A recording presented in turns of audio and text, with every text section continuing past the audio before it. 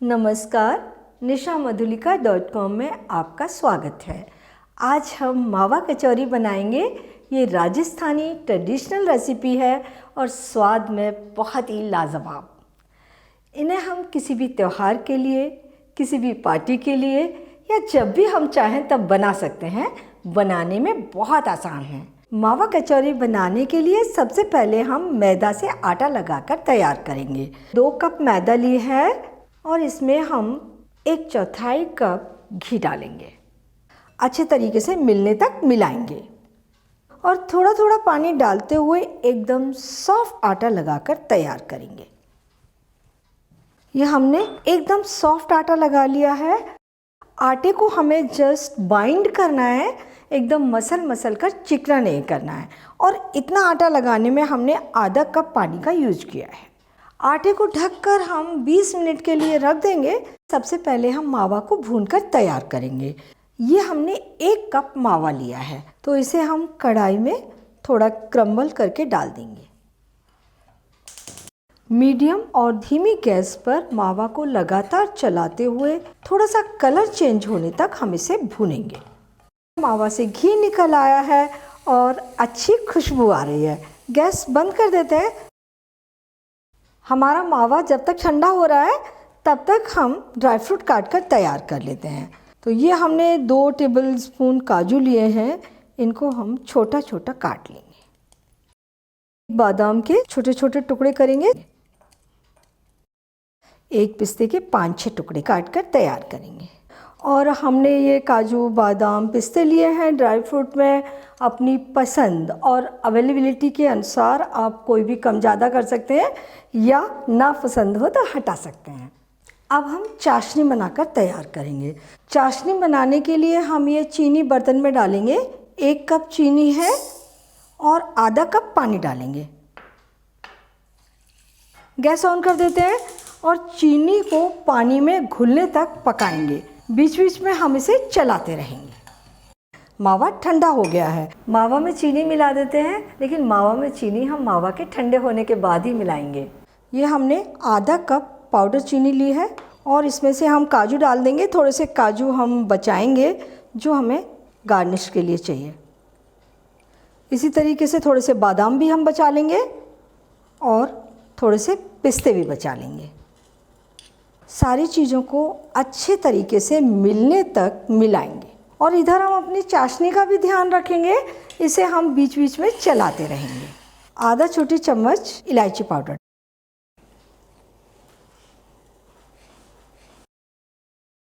चाशनी को चेक कर लेते हैं। 1-2 ड्रॉप चाशनी प्याले में गिरा लेते हैं और थोड़ा सा इसे ठंडा होने देते हैं।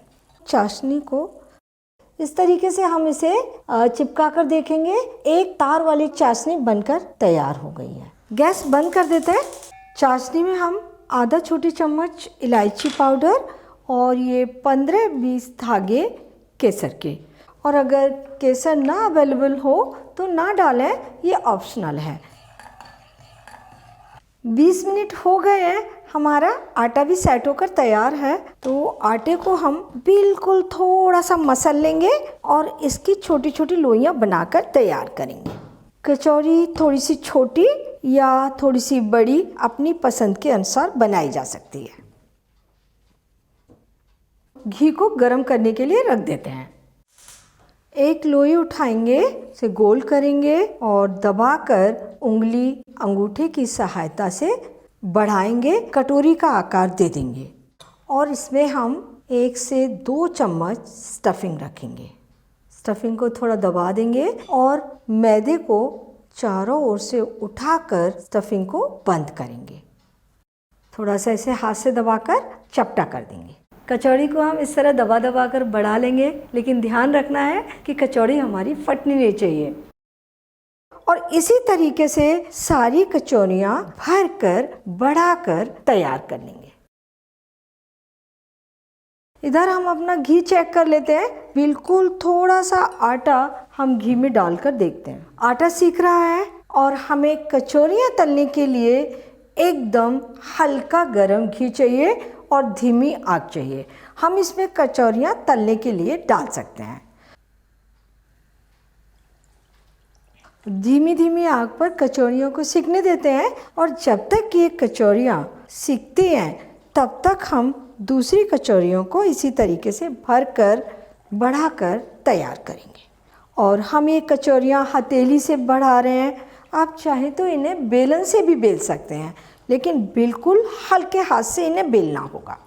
कचौरियाँ फूल कर तैर कर आ गई हैं, हम इन्हें पलट देंगे और कचौरियों को पलट पलट कर दोनों ओर अच्छी गोल्डन ब्राउन होने तक तलेंगे।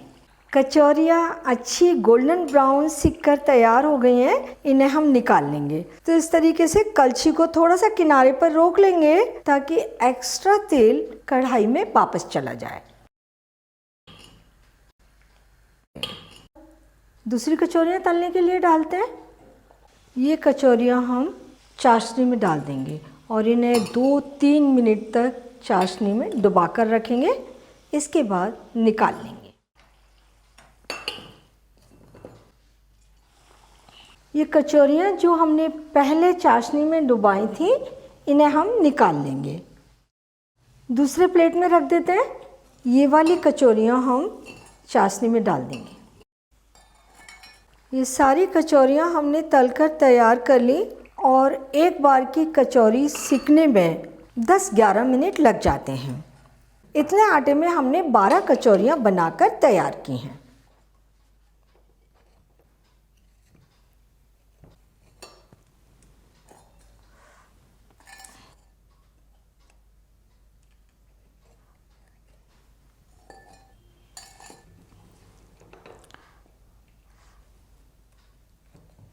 सारी कचौरियाँ हमने चाशनी में डुबाकर निकाल ली और ये हमारे पास थोड़ी सी स्टफिंग बच गई है। इससे हम थोड़ी और कचौरियाँ बना सकते हैं, गुजिया बना सकते हैं या फिर बच्चों के लिए मीठे पराठे बना सकते हैं।